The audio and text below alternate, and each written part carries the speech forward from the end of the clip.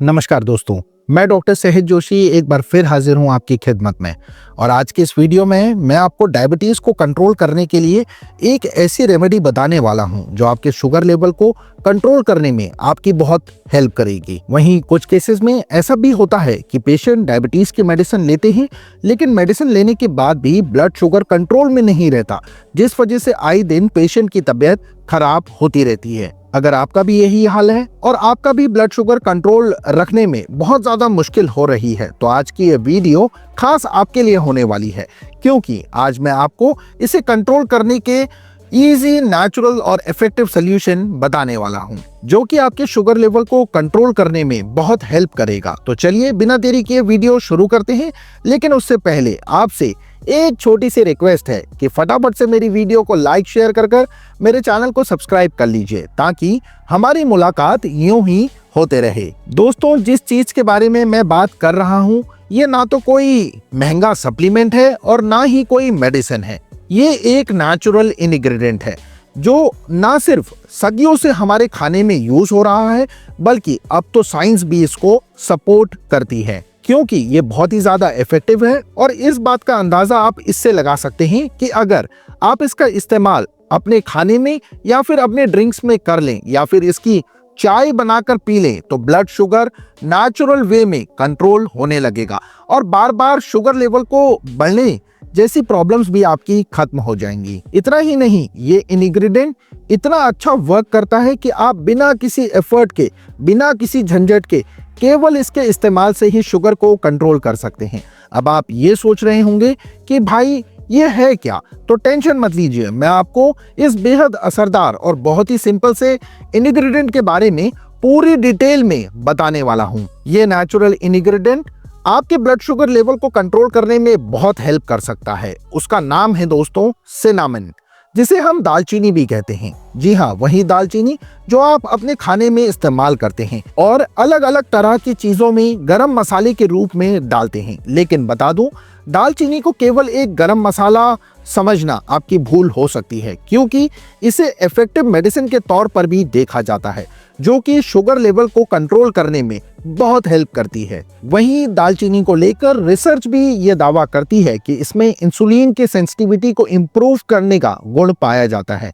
यानी दूसरे लफ्जों में मैं आपसे कहूं तो इंसुलिन जो आपके सेल्स के अंदर ग्लूकोज को अब्जॉर्व करने का काम करता है, उसके काम को दालचीनी आसान बनाने का काम करती है और आपकी बॉडी को ग्लूकोज को बेहतर तरीके से यूज करने में हेल्प करती है। इसके अलावा ये पीपी यानी खाने के बाद वाली और खाने से पहले वाली ब्लड शुगर को कंट्रोल में बनाए रखने में मदद करती है। इतना ही नहीं, स्टडीज तो यहाँ तक बताती हैं कि अगर आप रेगुलरली एक भी दिन बिना मिस किए 1 से 6 ग्राम तक सिनामिनम दालचीनी का इस्तेमाल रोजाना करते हैं, तो ये आपकी फास्टिंग ब्लड शुगर लेवल को नेचुरल वे में कंट्रोल में रखने का दम रखती है, क्योंकि सिनामिनम में कार्बोहाइड्रेट्स का ब्रेकडाउन को स्लो करने का गुण पाया जाता है।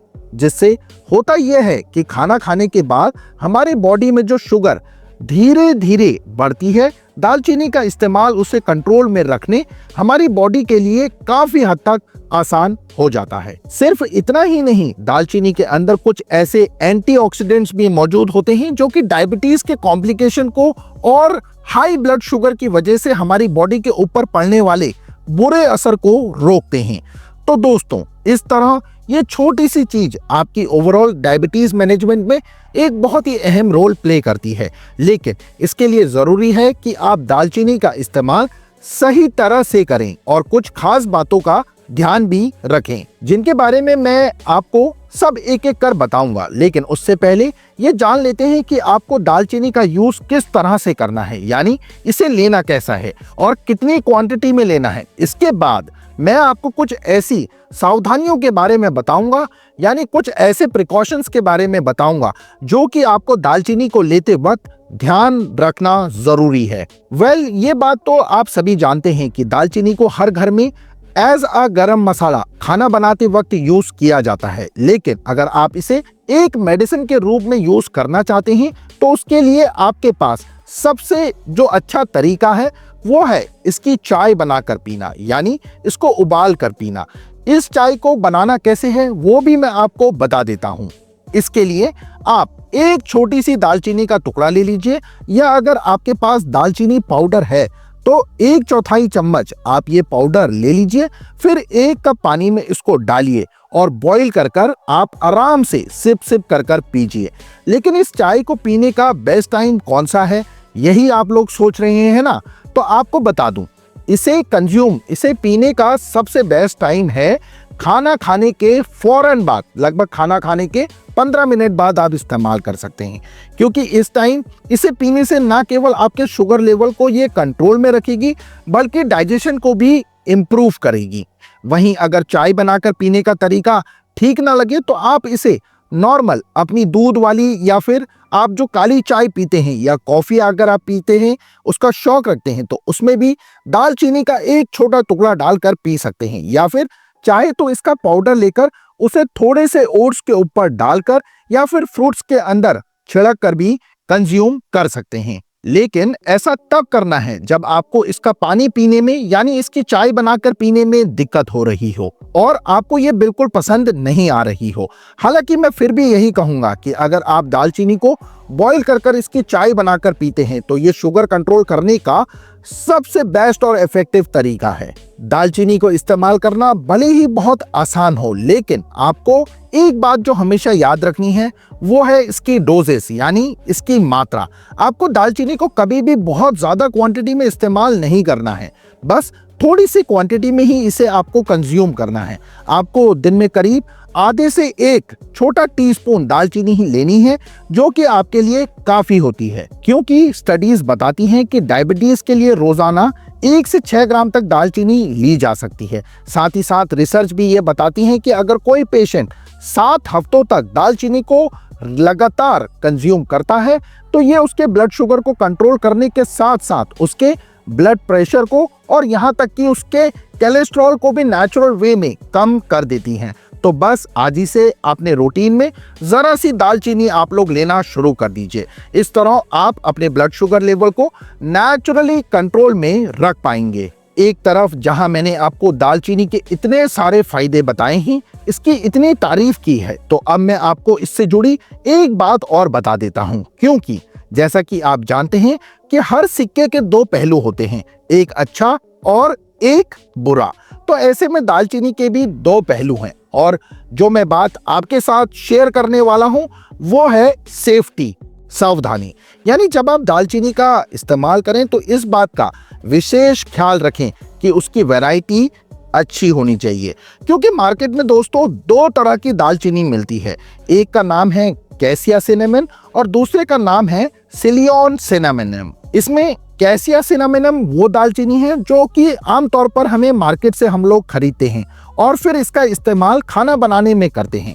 बता दूं, इसमें क्यूमेरिन नाम का कंपाउंड पाया जाता है, जिससे अगर आप ज्यादा क्वांटिटी में ले लेते हैं या लंबे समय तक लेते हैं तो ये आपके लीवर, जिगर को नुकसान पहुंचा सकती है। वहीं जो इसकी दूसरी वैरायटी सिलियॉन सिनामिनम है, जिसे ट्रू सिनामिनम भी कहा जाता है, ये वो वैरायटी है जो कि श्रीलंका में आमतौर पर पैदा होती है और इसे हम ट्रू सिनामिनम यानी असली सिनामिनम कहते हैं। ये भी आपको मार्केट में आराम से थोड़ी खोजबीन कर कर मिल जाएगी, लेकिन ये कैसिया सिनामिनम की तुलना में थोड़ी महंगी होती है और इसे लेते वक्त आपको थोड़ा ध्यान रखना पड़ेगा कि ये सच में सिलियॉन सिनामिनम है भी या नहीं, इसलिए इसे लेते वक्त अच्छे से जांच कर लें। वैसे तो सिलियॉन सिनामिनम पर श्रीलंकन सिनामिनम भी लिखा होता है, जिसे देखकर आप आसानी से समझ सकते हैं कि ये वही है। बता दूं, सिलियॉन सिनामिनम के अंदर काउमेरिन की जो क्वांटिटी होती है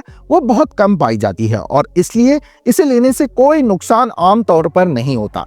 इसलिए मैं आपको रिकमेंड करूंगा कि आप हमेशा सिलियॉन सिनामिनम वाली वैरायटी ही डायबिटीज को कंट्रोल करने के लिए इस्तेमाल करें, यानी श्रीलंकन सिनामिनम को ही आप दवा के तौर पर यूज करें। क्योंकि कैसिया सिनामिनम को डेली यूज करने से आपको नुकसान हो सकता है। हालांकि अगर आप ये सोच रहे हैं कि इसका इस्तेमाल करने से आपको डायबिटीज की दवा नहीं लेनी पड़ेगी, तो बता दूं कि दालचीनी की चाय डायबिटीज को कंट्रोल करने के लिए सिर्फ एक सपोर्ट की तरह है। तो इसे आप केवल एक एडिटिव की तरह यूज कीजिए, ना कि रिप्लेसमेंट की तरह। वहीं एक बात और याद रखिएगा कि चाहे आप कोई सी भी तरह की दालचीनी ले रहे हो, लेकिन इसे आपको 4 महीने से ज़्यादा रेगुलरली यूज़ नहीं करना है, 120 दिन से ज़्यादा इस्तेमाल नहीं करना है। अगर आप इसे ज़्यादा टाइम तक यूज़ करना चाहते हैं तो 4 महीने के बाद 120 दिन के बाद कम से कम 1 महीने का गैप बीच में ज़रूर लें, जो कि आपके सेफ्टी के लिए बहुत ज़्यादा ज़रूरी है। वहीं इस चाय के अलावा आप अपने डायबिटीज़ को परहेज कर भी कंट्रोल में रख सकते हैं, लेकिन अगर आपको कोई मेडिकल कंडीशन है या दालचीनी से आपको एलर्जी वगैरह है तो इसका इस्तेमाल करने से पहले एक बार अपने क्वालिफाइड डॉक्टर से कंसल्ट जरूर करें। चाहे तो आप मुझसे भी कंसल्ट कर सकते हैं। आज के लिए दोस्तों बस इतना ही। मैं उम्मीद करता हूं कि आपको मेरी ये जानकारी और ये वीडियो पसंद आया होगा। अगर यस तो फटाफट से इस वीडियो को लाइक शेयर कर मेरे चैनल को सब्सक्राइब कर लीजिए। मैं मिलता हूं आपसे अगली वीडियो में। तब तक के लिए आप सभी लोग अपना बहुत अच्छा ख्याल रखिए। Take care everyone. धन्यवाद। Thanks for watching.